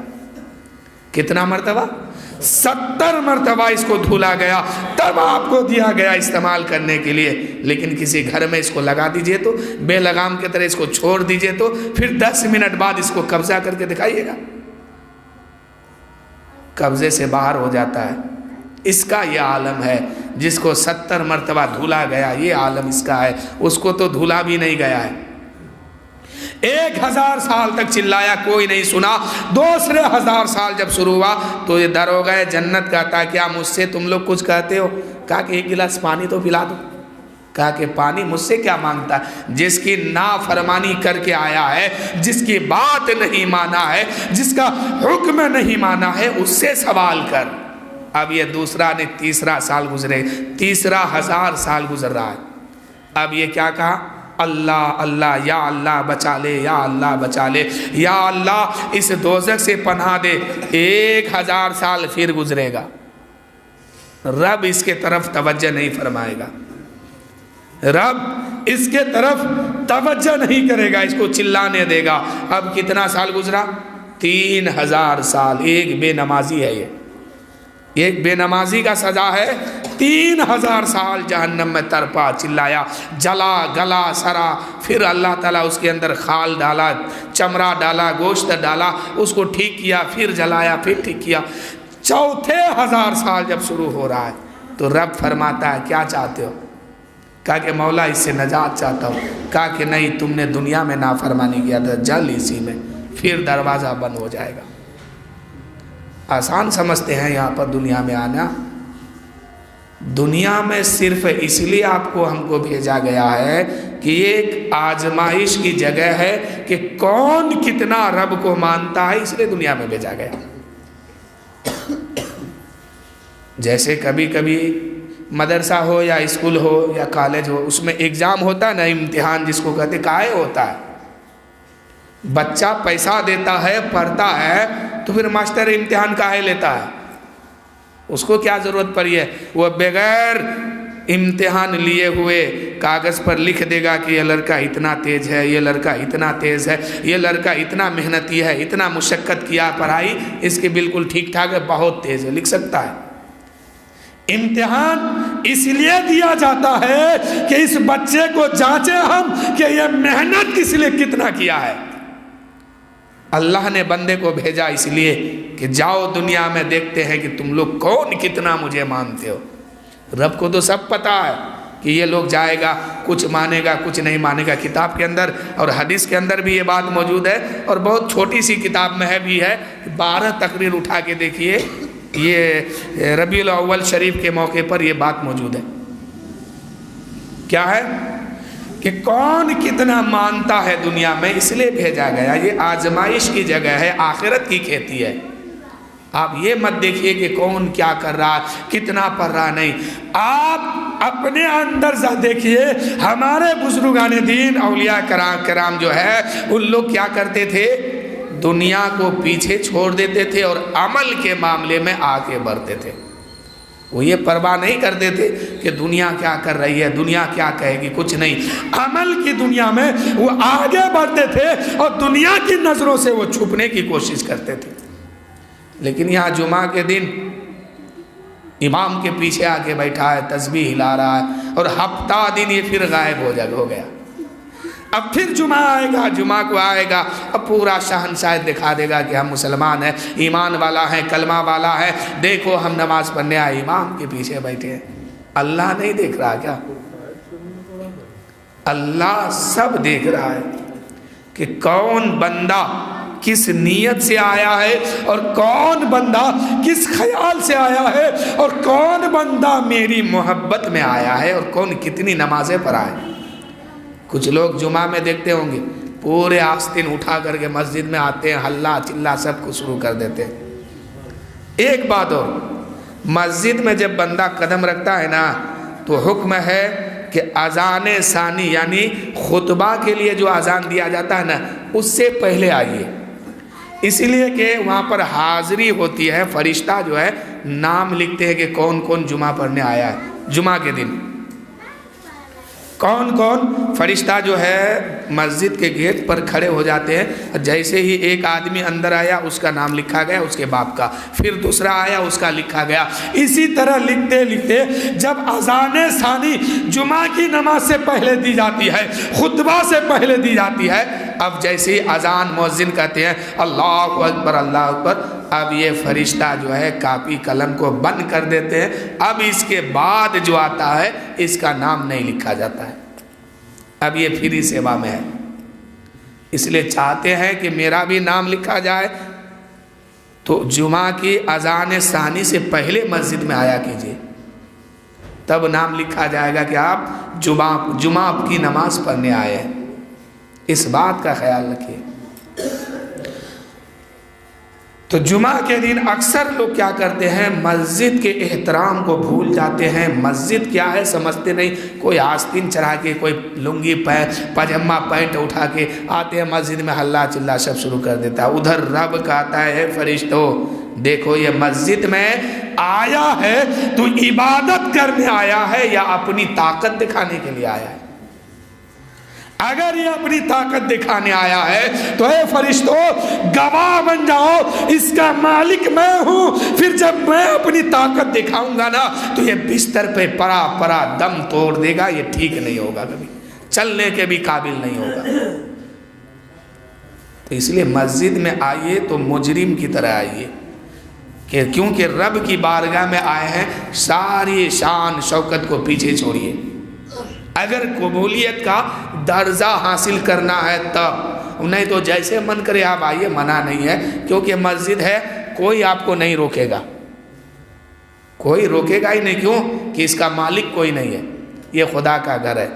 خدا فرماتا ہے اے فرشتوں دیکھو یہ مسجد میں عبادت کرنے آیا ہے یا سجدہ کرنے آیا ہے یا اپنی طاقت دکھانے آیا ہے، اپنا رعب دکھانے آیا ہے، اپنا مرتبہ اور اپنی شان دکھانے آیا؟ کیا دکھانے آیا ہے؟ اگر اپنی شان دکھانے آیا ہے، اپنی طاقت دکھانے آیا ہے، تو پھر اس سے کہہ دو کہ میں جب اپنی طاقت دکھاؤں گا تو یہ ایسا بیمار ہوگا کہ بستر میں جب یہ پڑے گا تو اٹھنے کے قابل نہیں ہوگا، کیونکہ ہم سب کی جان رب کی قدرت اور دست قدرت میں ہے، وہ ہر شے کا مالک ہے، جو چاہے وہ کرے، اس کے بغیر، اس کے حکم کے بغیر ایک پتا نہیں ہلتا ہے، جو وہ کہہ دے گا وہی ہوگا۔ اس لیے مسجد میں آتے ہیں، کون کیا کرتا ہے اس کو چھوڑیے، ہم کیا کرتے ہیں، آپ آئے ہیں آپ کیا کرتے ہیں اس پہ غور کیجئے، کہیں ایسا نہ ہو کہ آپ جو عبادت کرنے کے لیے آئے ہیں اور ایسا کہیں نہ ہو کہ عبادت کے نام پہ آپ جمع ہوئے ہیں اور جتنی عبادت آپ نے کیا سارا ختم ہو جائے۔ تو مسجد میں آتے ہیں، عبادت کو بچائیے اور عبادت کیجئے، اور سجدے کو بچائیے اور زیادہ سے زیادہ سجدہ کیجئے، نیکی کمائیے اور اس کو بچائیے۔ کمانا کوئی بڑی بات نہیں ہے، بچا کے رکھنا بڑی بات ہے۔ اگر آپ نے کسی کو گالی دیا ہے نا اور فجر میں نماز پڑھنے آیا ہے نا، آپ کی نیکی اٹھا کے اس کو دے دیا جائے گا، پھر آپ خالی کا خالی رہ گئے، اور میدان معاشر میں جا کے دیکھیے گا نا تو کچھ نہیں ملے گا وہاں۔ کاہے نہیں ملے گا؟ کیونکہ آپ نے جو ظلم کیا ہے نا اس کی بھرپائی اپنی نیکی سے آپ نے کیا ہے، اس کی بھرپائی آپ کو اپنی نیکی سے کرنا ہوگا۔ اس لیے بڑے سنبھل کے رہیے، مسلمان بننا آسان نہیں ہے۔ لوگ سمجھتا ہے کلمہ پڑھ لیں گے مسلمان بن جائیں گے جنت مل جائے گی، تو جنت کسی کے باپ دادا کی نہیں ہے، یہ جنت کسی کی نہیں ہے۔ ایک غریب آدمی کا عمل ٹھیک ہوگا اور ایک امیر آدمی کا عمل ٹھیک نہیں ہوگا تو امیر کو جہنم میں جانا پڑے گا، غریب ہنستے ہوئے جنت میں چلا جائے گا۔ تو جنت کسی کا ٹھیکا نہیں ہے، جو کر کے جائے گا اسی کے ہاتھ لگے گا، اور جو نہیں کرے گا اس کے ہاتھ کبھی نہیں لگے گا۔ تو جنت حاصل کیجئے، رب کو راضی کیجئے، رب کو منائیے، اللہ کے رسول کو راضی کیجئے، اللہ کے نبی کو منائیے، یہی تو دین ہے ہمارا۔ نماز پڑھیے، روزہ رکھیے، سجدہ کیجئے، اور کرنے کے بعد سب سے بڑی بات کہ اس کو آپ بچا کے رکھیے۔ یہ نہیں کہ ہم ایک تو کر نہیں پاتے ہیں، بڑی مشکل سے کرتے ہیں، اور بیٹے کی شادی ہوا ڈی جے بجا کے گویا کو گا کر کے لڑکیوں کو نچوا کر کے ادھر جو عبادت کیا تھا سب ختم کر دیا۔ کیوں کہ آپ نے جتنے آدمی کو تکلیف دیا ہے یہ باجا بجا کے نچا کر کے، اس کا بھرپائی کون کرے گا میدان معاشر میں؟ آپ کو کرنا پڑے گا، بیٹے کے باپ کو کرنا پڑے گا، اور کیسے کرے گا؟ اپنی نیکی اٹھا کے دینا ہوگا، وہاں کوئی چھٹی نہیں ہے۔ تو محترم دوستو، ہر آدمی کو اپنے آخرت کی فکر ہونی چاہیے، اس لیے کہ دنیا ایک فانی ہے، یہ باقی رہنے والی شے نہیں ہے، یہ دنیا ہمیشہ کے لیے نہیں ہے، اور ایک نہ ایک دن سب کو جانا ہے۔ جہاں ہمیشہ رہنا ہے وہاں کی فکر کیجئے، وہاں کی خبر لیجئے، وہاں کے بارے میں سوچئے کہ جہاں ہمیں موت بھی نہیں آئے گی، جہاں ہمیں موت بھی نہیں آئے گی، قیامت کے دن جنت اور دوزخ کے بیچ میں موت کو کھڑا کیا جائے گا، اس کو قتل کر دیا جائے گا۔ اب وہاں سے بعد کسی کو موت نہیں ہوگی۔ تمنا بھی کریں گے کہ ہم مر جائیں تو مر نہیں سکتے ہیں، ہمیشہ باقی رہنا ہے۔ تو جہاں ہمیشہ رہنا ہے وہاں سکون کی زندگی چاہیے۔ تو سکون اگر چاہتے ہیں تو پھر عمل دنیا میں کیجئے، اللہ کو منائیے، اللہ کے نبی کو منائیے، اللہ کے محبوب بندوں کو منائیے۔ وآخر دعوانا ان الحمدللہ رب العالمین۔ ہمارے حضرت جو آئے ہیں دعوت اسلامی کے مبلغ، بس 10 سے 15 منٹ حضرت کو میں کرسی خطابت پر لا رہا ہوں، بس 10-15 منٹ سن لیجئے، اس کے بعد پھر نماز ہوگی۔ وآخر دعوانا الحمدللہ۔